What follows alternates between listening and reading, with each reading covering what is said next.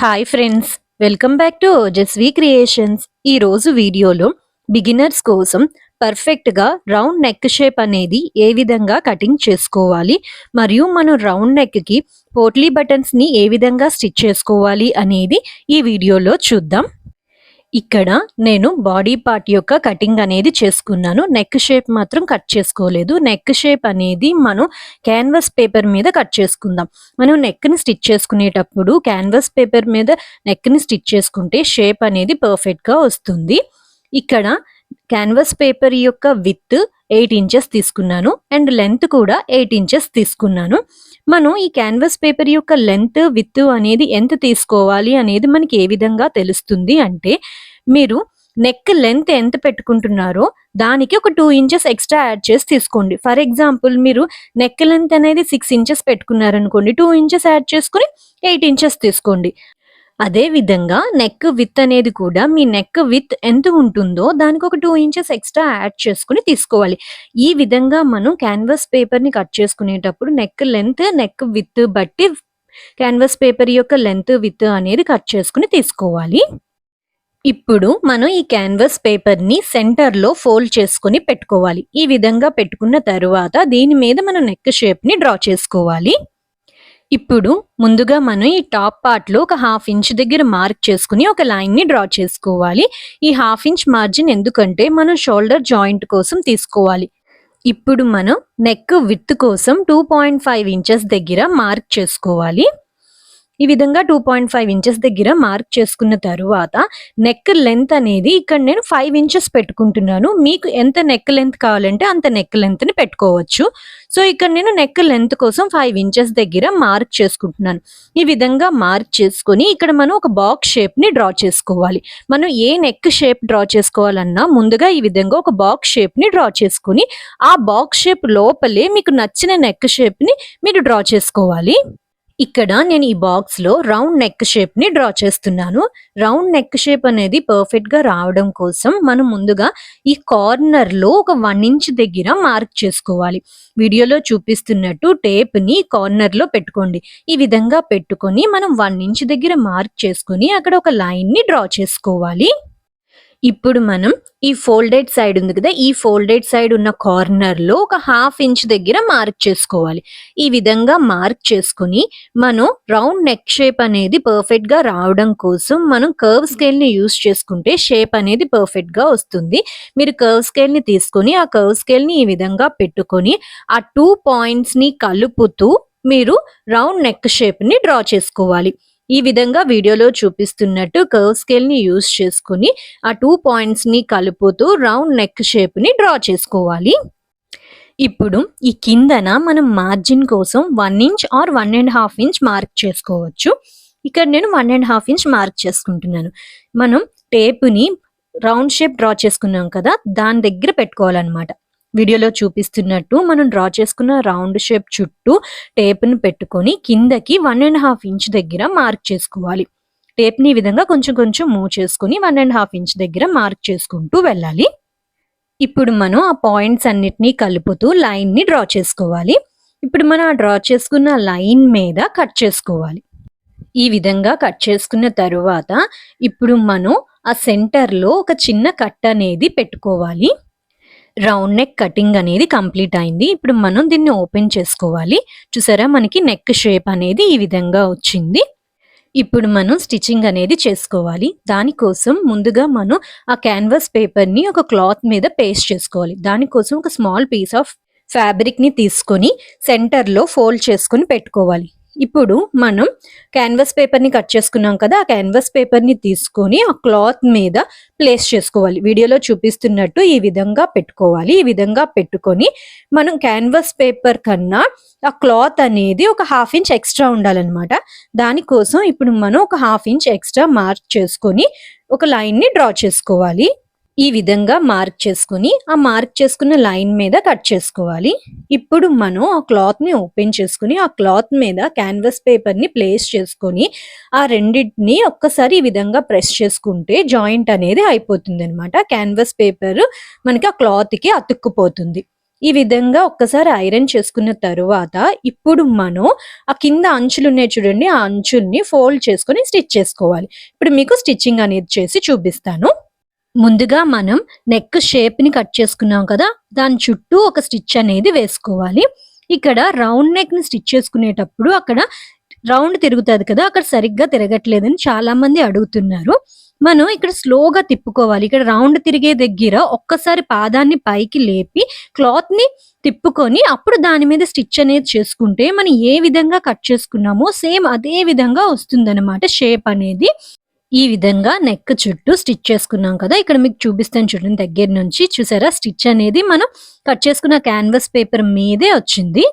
ఇప్పుడు మన కిందన ఒక 1/2 ఇంచ్ ఎక్స్ట్రా క్లాత్ తీసుకున్నాం కదా, ఆ క్లాత్ ని విధంగా ఫోల్డ్ చేసుకొని అంచులకి స్టిచ్ అనేది వేసుకోవాలి. వీడియోలో చూపిస్తున్నట్టు కొంచెం కొంచెం ఫోల్డ్ చేసుకుంటూ మనం క్లాత్ ని తిప్పుకుంటూ స్టిచ్ అనేది చేసుకోవాలి. ఈ విధంగా స్టిచ్ చేసుకున్న తరువాత అక్కడ మనకి ఎక్స్ట్రా క్లాత్ కనిపిస్తుంది కదా, మనం స్టిచ్ చేసుకున్న లైన్ కన్నా కొంచెం ముందుకి ఆ క్లాత్ అంతటిని కట్ చేసేసుకోవాలన్నమాట. ఈ విధంగా కట్ చేసుకున్న తరువాత ఇప్పుడు మనం పోట్లీ బటన్స్ ని పెట్టుకోవాలి. దానికోసం మార్కింగ్ అనేది చేసుకోవాలి. ముందుగా నెక్ కి సెంటర్ లో మార్కింగ్ అనేది చేసుకోవాలి. ఈ విధంగా చేసుకున్న తరువాత మీరు పోట్లీ బటన్స్ మధ్యలో డిస్టెన్స్ అనేది మన చాయిస్. 1 ఇంచ్ పెట్టుకోవచ్చు, 1/2 ఇంచ్ పెట్టుకోవచ్చు, 1.5 ఇంచ్ పెట్టుకోవచ్చు. ఇక్కడ నేను 1/2 ఇంచ్ డిస్టెన్స్ అనేది పెట్టుకుంటున్నాను. ఒక పోట్లీ బటన్ కి ఒక పోట్లీ బటన్ కి మధ్య డిస్టెన్స్. సో ఈ విధంగా 1/2 ఇంచ్ గ్యాప్ ఇస్తూ మార్కింగ్ అనేది చేసుకుంటూ వెళ్ళాలి. వీడియోలో చూపిస్తున్నట్టు చూస్తున్నారు కదా, ఇక్కడ నేను 1/2 ఇంచ్ గ్యాప్ ఇస్తూ మార్క్ చేసుకుంటున్నాను. సేమ్ ఇదే విధంగా ఇంకొక సైడ్ కూడా 1/2 ఇంచ్ గ్యాప్ ఇచ్చి మార్క్ చేసుకోవాలి. ఇక్కడ చూడండి, నేను 2 సైడ్స్ 1/2 ఇంచ్ గ్యాప్ ఇచ్చి మార్క్ చేసుకున్నాను. ఇప్పుడు మనం పోట్లీ బటన్స్ ని తీసుకోవాలన్నమాట. ఈ పోట్లీ బటన్స్ ని చాలా ఈజీగా ప్రిపేర్ చేసుకోవచ్చు.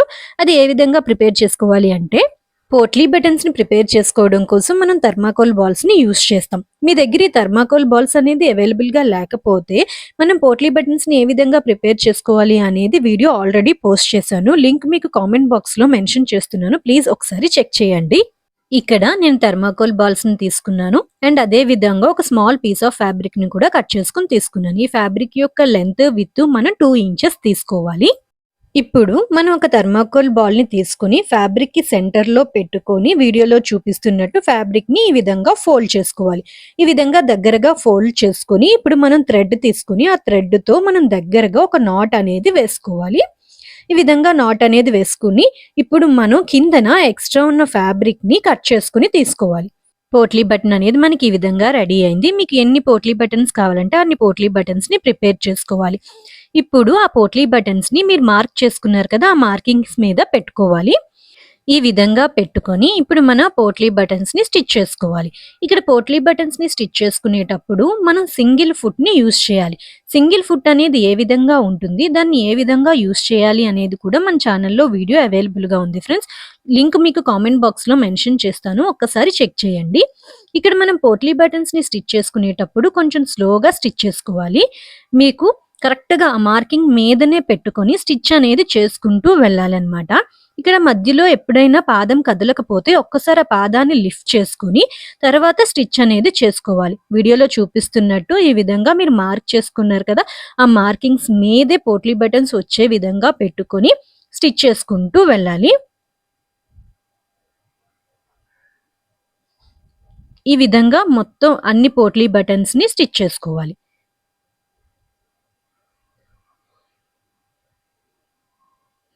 ఈ విధంగా స్టిచ్ చేసుకున్న తరువాత ఇప్పుడు మనం అక్కడ కొంచెం ఎక్స్ట్రా ఫ్యాబ్రిక్ ఉంది చూడండి, ఆ ఫ్యాబ్రిక్ ని కట్ చేసుకుని తీసుకోవాలి. సేమ్ ఇదే విధంగా మొత్తం అన్నిటికీ ఉన్న ఎక్స్ట్రా ఫ్యాబ్రిక్ ని కట్ చేసుకోవాలి. ఇప్పుడు మనం మెయిన్ ఫ్యాబ్రిక్ ని తీసుకోవాలి. మెయిన్ ఫ్యాబ్రిక్ మీద లైనింగ్ ఫ్యాబ్రిక్ ని పెట్టుకొని ఆ రెండింటిని కలిపి జాయింట్ అనేది చేసుకోవాలి. ఇక్కడ మీరు main fabric lining fabric joint చేసుకునేటప్పుడు పిన్ తో సెక్యూర్ చేసుకుని స్టిచ్ చేసుకుంటే ఫ్యాబ్రిక్ అనేది కదలకుండా ఉంటుందన్నమాట. వీడియోలో చూపిస్తున్నట్టు ఈ విధంగా మెయిన్ ఫ్యాబ్రిక్ లైనింగ్ ఫ్యాబ్రిక్ రెండింటిని కలిపి జాయింట్ చేసుకుంటున్నాను. ఈ విధంగా జాయిన్ చేసుకున్న తర్వాత ఇప్పుడు మనం అక్కడ ఎక్స్ట్రా ఉంది కదా, ఎక్స్ట్రా ఫ్యాబ్రిక్ అంతా కట్ చేసుకుని తీసుకోవాలి. ఇప్పుడు ఫ్యాబ్రిక్‌ని మనం సెంటర్‌లో ఫోల్డ్ చేసుకొని, సెంటర్‌లో చిన్న కట్ అనేది పెట్టుకోవాలి. ఈ విధంగా కట్ పెట్టుకున్న తరువాత, మనం ముందుగా ప్రిపేర్ చేసుకున్నాం కదా! పోట్లీ బటన్స్ పెట్టుకొని నెక్ షేప్‌ని దాన్ని తీసుకొని వచ్చి, మెయిన్ ఫ్యాబ్రిక్ యొక్క సెంటరు, మనం ప్రిపేర్ చేసుకున్నాం కదా! నెక్ పీస్ దాని యొక్క సెంటరు 2 ఈక్వల్‌గా వచ్చే విధంగా, ఈ విధంగా పెట్టుకోవాలి. ఈ విధంగా పెట్టుకున్న తరువాత ఫ్యాబ్రిక్ అనేది జరిగిపోకుండా మనం పిన్‌తో సెక్యూర్ చేసుకోవాలి. ఇప్పుడు మనం క్యాన్వాస్ పేపర్ మీద నెక్ షేప్‌ని డ్రా చేసుకున్నాం చూడండి. దాని మీదే కరెక్ట్‌గా వచ్చే విధంగా స్టిచ్ అనేది చేసుకోవాలి. ఇక్కడ స్టిచ్ చేసుకునేటప్పుడు కొంచెం జాగ్రత్తగా స్టిచ్ అనేది ముందుకి, వెనక్కి వెళ్ళకుండా స్టిచ్ అనేది చేసుకుంటూ వెళ్ళాలి. మనకి లోపల పోట్లీ బటన్స్ కూడా ఉన్నాయి. సో, మనం కొంచెం కేర్‌ఫుల్‌గా స్టిచ్ చేసుకోవాలనమాట. మధ్య మధ్యలో పాదం మనకి జరగకపోతే కొంచెం లిఫ్ట్ చేసుకొని స్టిచ్ చేసుకుంటూ వెళ్ళాలి. ఈ విధంగా స్టిచ్ చేసుకున్న తరువాత ఇప్పుడు మనం దాని చుట్టూ ఉన్న ఎక్స్ట్రా ఫ్యాబ్రిక్‌ని కట్ చేసుకోవాలి. ఇక్కడ కట్ చేసుకునేటప్పుడు మొత్తం స్టిచ్ చేసుకున్న లైన్‌కి దగ్గరగా కాకుండా కొంచెం ఒక పావించ్ గ్యాప్ ఇచ్చి కట్ చేసుకొని, ఇప్పుడు ఆ నెక్ చుట్టూ చిన్న చిన్న కట్స్ అనేది పెట్టుకోవాలి. ఇప్పుడు మనం ఆ నెక్ షేప్‌ని బ్యాక్ సైడ్‌కి టర్న్ చేసుకొని, లైనింగ్ ఫ్యాబ్రిక్ కనిపిస్తుంది కదా! ఇక్కడ మనకి.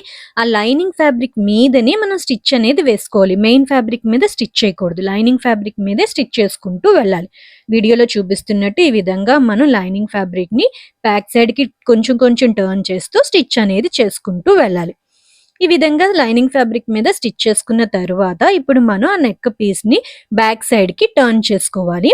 ఈ విధంగా టర్న్ చేసుకొని పైన మీరు టాప్ స్టిచ్ అనేది వేసుకోవచ్చు. లేదు అంటే ఈ విధంగా మనం ఐరన్ కూడా చేసుకోవచ్చు. ఈ విధంగా ఐరన్ చేసుకుంటే మనం పైన ఏ స్టిచెస్ అనేది లేకుండా నీట్‌గా కనిపిస్తుందనమాట. మీరు కావాలంటే టాప్ స్టిచ్ కూడా వేసుకోవచ్చు. ఇక్కడ చూడండి పోట్లీ బటన్ స్టిచ్చింగ్ అనేది కంప్లీట్ అయింది.